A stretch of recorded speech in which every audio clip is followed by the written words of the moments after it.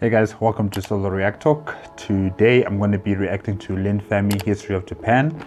Today's episode is called Chaos in Korea Part 1.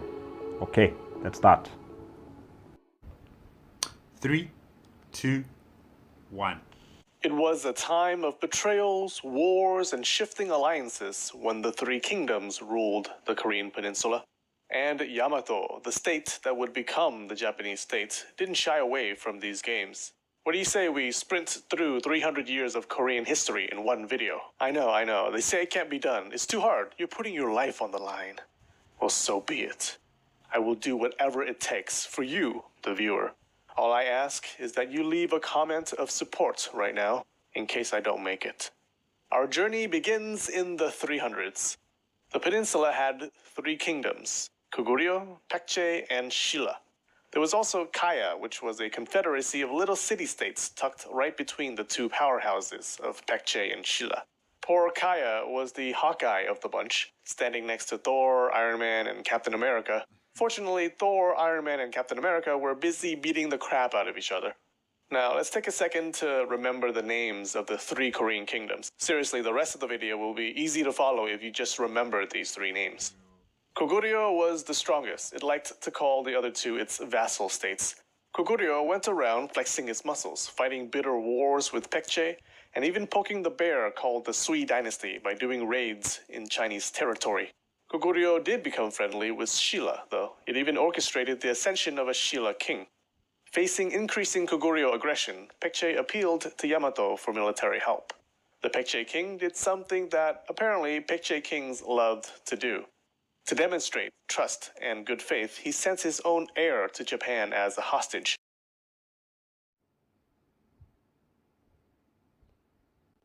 Yamato sent an army to defend Paekje and attack Shilla.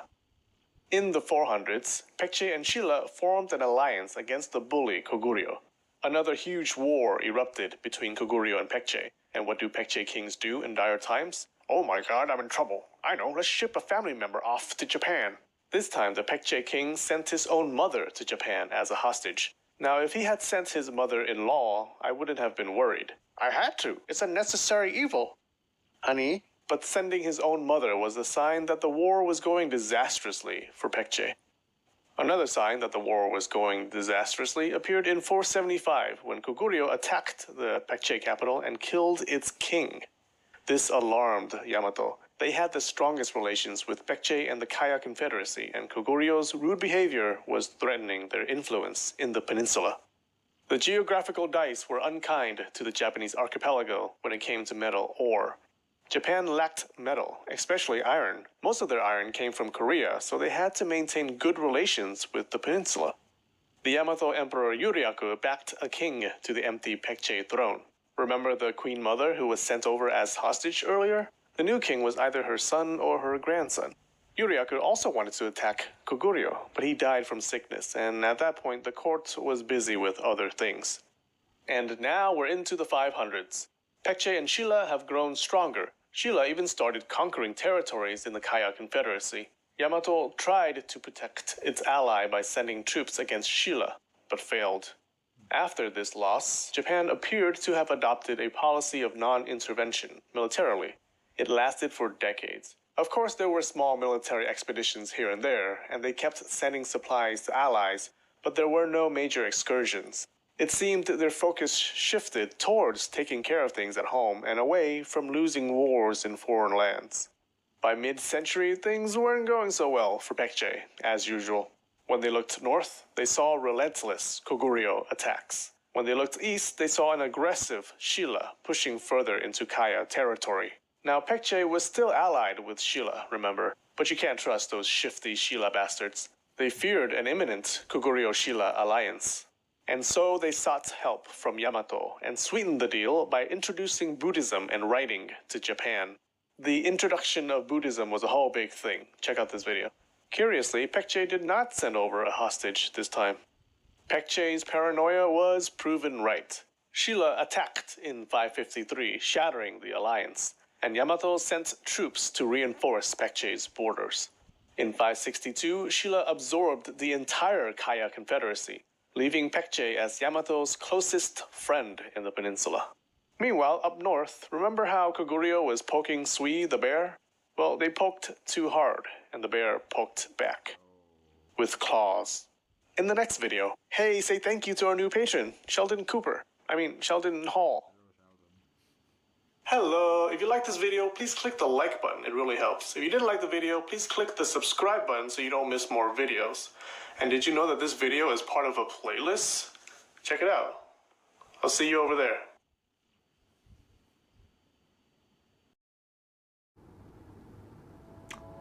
Yes, well, it seems that we're going back with Korea, China, back into the story of Japan. And yeah, it's interesting with Koguryo, Pakche, Sheila, and well, Kaya is now defeated. Kaya has been absorbed by Sheila. So yeah, we put them aside. But yeah, it's interesting that the state of Yamato had to intervene because they had trade relations with Pakche and they couldn't afford to have those trade relations be severed, you know. They needed the iron to make weapons and other sorts of tools, so they had to send in their forces, whatever they may have been, or resources or food, anything to support the war effort that Pakche needed in terms of them fighting against Koguryo and Sheila. So yeah, it's quite interesting, the War of Three Kings, the War of Three Kingdoms, and Yamato and the dynasties of China also interfering in the quagmire in the Korean peninsula. It's interesting, very, very interesting. Okay guys, that's it for part 1. Hope to see you in part 2 next week. Wednesday? It's Tuesday. Sorry, yes. Next week, Tuesday. Yeah, remember to give me a like, comment, and subscribe to my channel. Also, click on the notification bell if you want to be up to date with my latest videos. And yeah, bye-bye.